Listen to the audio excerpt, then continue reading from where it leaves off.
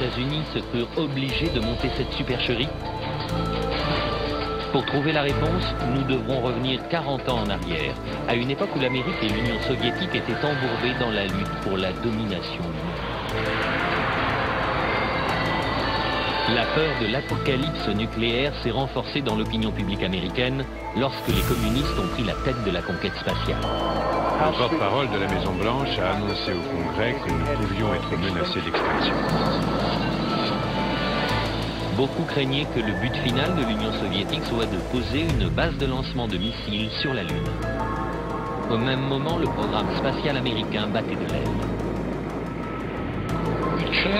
Les chances d'atteindre la Lune et de revenir sur Terre sain et sauf étaient de l'ordre de 0,0017%. Autrement dit, c'était pratiquement impossible.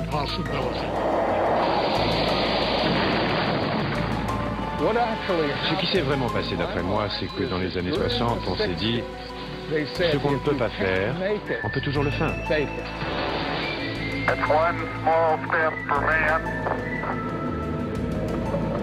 One giant leap for mankind. It's one small step for man. One giant leap.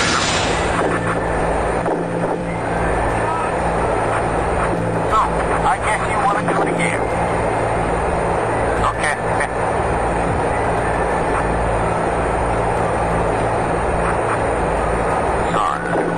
Jusqu'à aujourd'hui, certains prétendent que pour croire au petit pas de l'homme, il faut faire un grand bond dans la foi. En étudiant les images de plus près, il fut choqué de trouver plusieurs invraisemblances. Kaysing remarqua que malgré la clarté de l'espace, les étoiles faisaient défaut dans le noir ciel lunaire. Il a vu le drapeau américain flotter alors qu'il n'y a pas d'air sur la Lune. Et il a découvert qu'il n'y avait pas de cratère sous la capsule lunaire, là où le puissant réacteur aurait dû brûler le sol. Ces preuves ont convaincu Kaysing qu'aucun homme n'avait jamais mis le pied sur la Lune. Mais la NASA réfute ces accusations. Mais comment croire que l'un des plus grands moments de l'histoire de l'humanité est une imposture? La NASA a-t-elle vraiment pu tromper le monde entier? D'après Kaysing, les alunissages étaient en fait filmés en plein désert du Nevada, dans une base militaire secrète connue sous le nom d'Air 51. L'Air 51 est l'un des sites les plus secrets des États-Unis. Si on y pénètre à la recherche d'informations, on peut très bien être descendu sans autre forme de procès. Des photos de l'Air 51 prises par un satellite espion russe révèlent non seulement une série de hangars qui ressemblent à des studios de cinéma, mais aussi des portions de terrain désolées qui ressemblent à la Lune et sont comme par hasard couvertes de cratères. Comparez cette photo d'un cratère lunaire officiellement prise depuis l'orbite de la Lune par Apollo 10 avec cette photo satellite d'un cratère de l'Air 51. Les astronautes eux-mêmes ont remarqué la ressemblance entre les terrains. It has a stark beauty all its own. It's like much of the high desert of...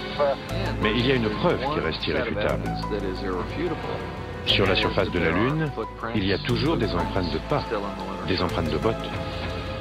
Mais les tenants de la théorie du complot affirment que même ces empreintes sont douteuses. The surface appears to be very fine-grained as you get close to it. It's almost like a powder. Avoir à la fois un moteur aussi puissant qui balaye toute la poussière à la surface de la Lune et des empreintes de pas autour du module lunaire, pour moi, c'est une impossibilité. L'une après l'autre, les photos révèlent que la surface lunaire autour du LEM est couverte de traces de pas. Mais Kaysing dit qu'il y a quelque chose d'encore plus difficile à expliquer. En fait, aucun cratère n'est visible lors des 6 alunissages.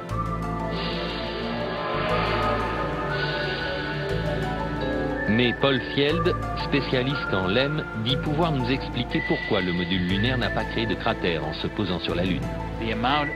La force émise par les réacteurs lors de la descente est environ de 700 à 1000 kg. Ça fait seulement voler de la poussière, ça ne fait rien brûler. Et pourtant, même les illustrations scientifiques de la NASA montrent clairement un cratère sous le module. Et puis il y a encore une chose. S'ils s'étaient vraiment posés sur la Lune, cette poussière serait ensuite retombée. Or, on n'observe pas la moindre trace de poussière sur les pieds du module lunaire.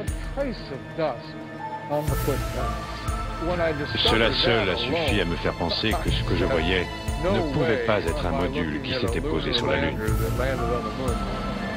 Le LEM n'était-il qu'un prototype installé sur un décor de cinéma? L'empreinte qu'Armstrong a laissée en disant « un petit pas pour l'homme, un grand bond pour l'humanité » a très bien pu être faite sur l'Air 51.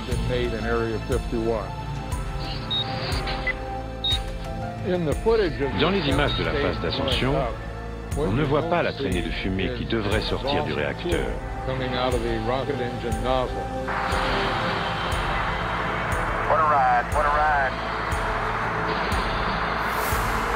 Que voit-on? On voit le module décoller tout d'un coup, sans la moindre fumée, comme s'il était juste hissé à l'aide d'un câble. Est-ce la preuve qu'il s'agissait d'un complot? Le gouvernement était-il capable d'une mystification d'une telle envergure? Les photos officielles de la NASA ont-elles été truquées? Aucune des photos n'est authentique. Des hommes ont-ils pu survivre aux radiations mortelles de l'espace interplanétaire?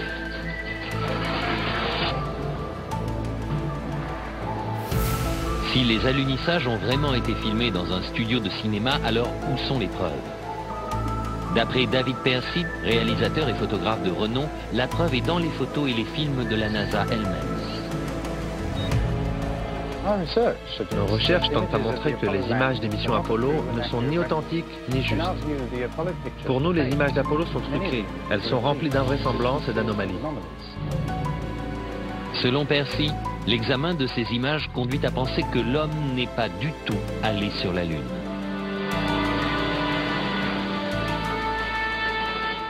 La célèbre image d'un homme faisant ses premiers pas sur la Lune. L'une des plus marquantes de notre histoire. Mais pourquoi des images d'une telle importance sont-elles si floues et difficiles à voir? And we're getting a picture on the TV. You got a good picture, huh? La NASA impute ses résultats à la technologie des années 60. It's absolutely unreal.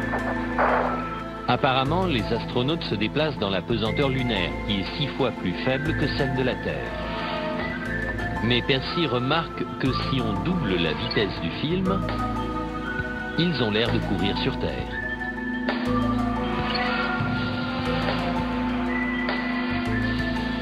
Même chose avec le patrouilleur lunaire.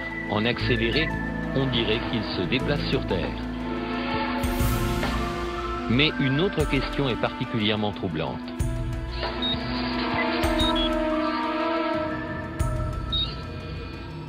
S'il n'y a ni air, ni vent sur la Lune, pourquoi ce drapeau flotte-t-il? Si le drapeau flotte sur la Lune où il n'y a pas d'atmosphère, c'est qu'il y a eu un petit coup de vent sur l'Air 51 pendant le tournage.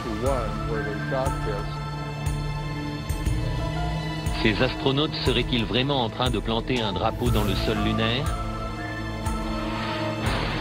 Ou bien y a-t-il anguille sous roche? Et que penser des photographies? Pour certains, les encombrantes combinaisons spatiales auraient rendu extrêmement difficile la manipulation des appareils que les astronautes portaient sur leur poitrine. Jan Lundberg a conçu ces appareils. Une fois sur la surface lunaire, en tenue et avec l'équipement de survie, ils ne pouvaient pas voir les appareils. Ils ne pouvaient pas pencher leur tête assez bas. Ils n'avaient pas de viseur. Ils devaient viser en déplaçant leur corps.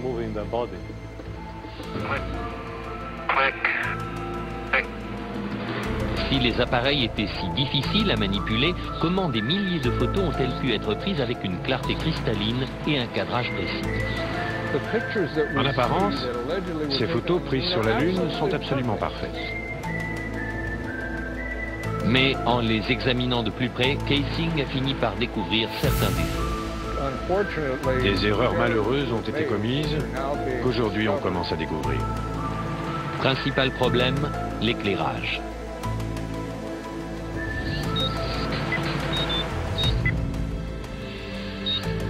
Sur la Lune, la seule source de lumière pour les astronautes était le Soleil. Et pourtant, dans cette photo prise par Apollo 14, les ombres sont projetées dans des directions différentes, suggérant plusieurs sources de lumière.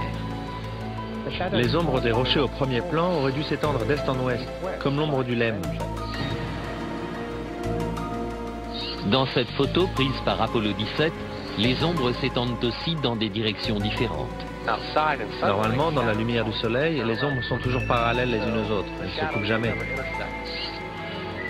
Les partisans de la thèse du complot disent que ce ne sont pas seulement les ombres qui révèlent l'utilisation de lumières artificielles, mais aussi ce qui a été photographié dans les ombres. Prenons un exemple.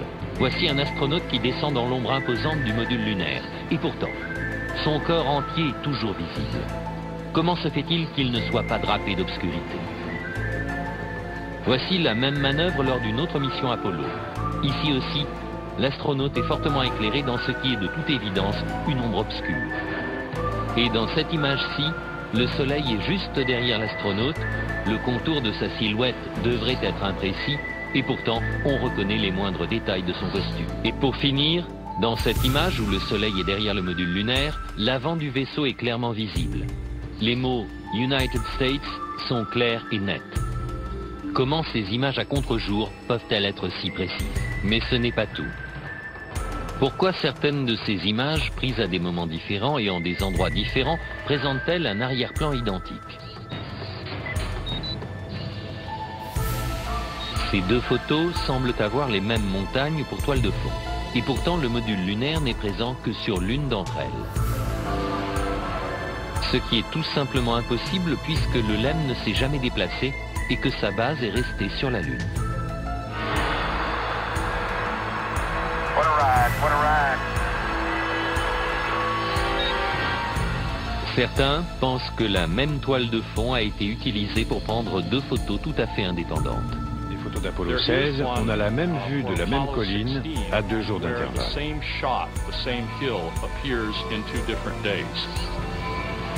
Cette vidéo a été prise lors de la première des excursions lunaires d'Apollo 16. But it couldn't pick a better spot. Et celle-ci, le jour suivant, à un autre endroit. It is the most beautiful sight. La NASA prétend que le deuxième site était à 4 km. Mais si l'on superpose les deux vidéos, les sites se révèlent identiques.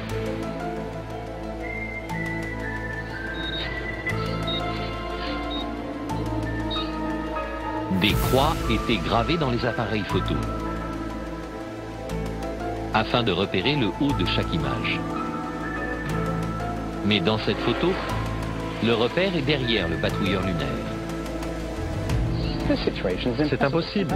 Ça ne peut être que le résultat d'une manipulation technique. Et sur cette photo d'Apollo 11, le matériel au premier plan recouvre la croix. Ici, c'est le drapeau américain qui couvre l'une des branches. Et l'astronaute couvre l'autre. Questionné sur ces photos et vidéos douteuses, la NASA nie en bloc les accusations. À 800 km de la surface terrestre, ces ceintures de radiation épaisses de plusieurs milliers de kilomètres entourent notre planète. Tout être humain traversant la ceinture de Van Allen serait tombé extrêmement malade ou aurait été tué par les radiations très peu de temps après. À part les missions Apollo, aucun vol habité n'a jamais tenté de traverser ces radiations mortelles.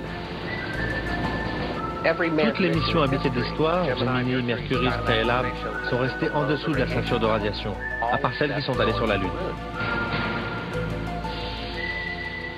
D'après le physicien Ralph Reney, pour protéger les astronautes, la capsule aurait eu besoin d'un revêtement de plomb de 2 mètres d'épaisseur.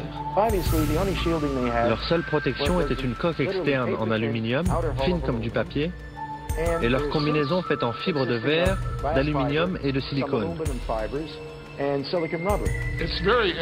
En ce qui concerne les radiations, il est très intéressant de noter que les astronautes n'étaient protégés que d'un film d'aluminium très fin, alors que sur Terre, on nous recouvre d'un bouclier de plomb pour une radio des dents. Mais pour certains, même en ayant échappé à la ceinture de Van Allen, les astronautes auraient fini par être tués par des doses plus fortes encore rencontrées plus loin dans l'espace. En effet, des explosions violentes à la surface du Soleil, les orages magnétiques, remplissent l'espace d'une radioactivité intense. Un orage magnétique peut multiplier l'intensité des ceintures de radiation par 1000. D'après René, la mission Apollo 16 coïncide avec l'un des plus intenses orages jamais observés sur le Soleil. Une immense éruption a fait le tour du Soleil, la plus grande éruption du XXe siècle. Elle ne s'est pas arrêtée pendant 3 ou 4 jours, parcourant lentement toute sa surface. Bien que les effets des radiations soient terrifiants, la perte de cheveux, le cancer, les éruptions solaires n'ont fait aucun mal à l'équipage d'Apollo 16. La NASA a rencontré un autre problème. La surface de la Lune est tout à fait hostile à l'homme dans l'obscurité, y compris dans n'importe quelle zone d'ombre créée par un vaisseau. Les températures descendent jusqu'à moins 160. Au Soleil, au contraire, les températures montent jusqu'à plus 120. René affirme aussi que ces tenues spatiales, avec un liquide de refroidissement intégré, ne pouvaient pas protéger de la chaleur intense et des radiations. Mais la NASA rejette cet argument. Était-ce la peur des radiations mortelles qui poussa les Russes à abandonner leur projet de voyage sur la Lune? D'après l'un de leurs principaux cosmonautes, ce facteur fut déterminant. C'est ma conviction personnelle et j'y crois complètement après les années de recherche que j'ai accomplies là-dessus. La NASA n'a jamais envoyé aucun homme sur la Lune. Si la NASA s'est vraiment posée sur la Lune, alors des vestiges des 6 missions Apollo réussies sont restés sur place. Les structures porteuses d'élèves, les patrouilleurs lunaires abandonnés, même les drapeaux américains doivent reposer sur chaque site d'alunissage. J'aimerais simplement inviter la NASA ainsi que tous ceux qui la soutiennent à se munir du plus puissant des télescopes pour essayer de repérer un module lunaire. Si c'est le cas, je ne dirai plus un mot de tout ça. Mais s'il n'y a pas de module lunaire, je n'aurai plus rien à prouver. Mais il n'existe pas de télescope capable d'examiner la Lune avec une telle précision. Des témoins silencieux provenant des missions Apollo sont-ils toujours sur la Lune? À moins que la théorie du complot ne soit vraie.